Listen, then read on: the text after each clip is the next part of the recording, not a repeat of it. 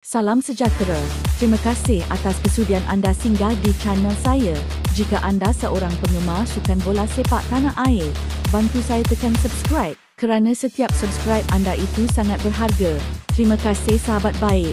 Calon baharu yang berpotensi untuk mengisi posisi penjaga gol negara telah ditemui di New Zealand. Khabar mengenai beberapa pemain warisan yang berpotensi untuk menyertai skuad kebangsaan hangat diperkatakan selepas terdapat dua penambahan baru dalam pasukan kebangsaan. Ketua Jurulatih Kebangsaan, Peter Klamovski, telah memanggil khidmat dua pemain warisan dari luar negara iaitu Gabriel Palmeiro yang beraksi di Sepanyol bersama CD Tenerife B. Perancang tengah kacukan Belanda, Hector Heval turut membantu Harimau Melaya dan menjadi nadi pasukan kebangsaan ketika menewaskan Nepal pada aksi pertama kumpulan F kelayakan Piala Asia 2027.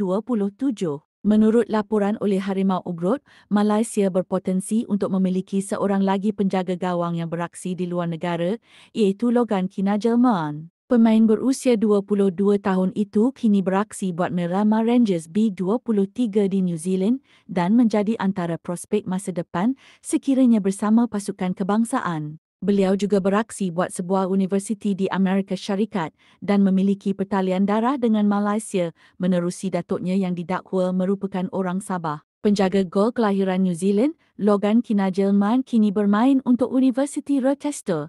Menurut profil Buckner Bisonnya, beliau mempunyai seorang datuk dari Sabah, ujarnya di laman ke-10.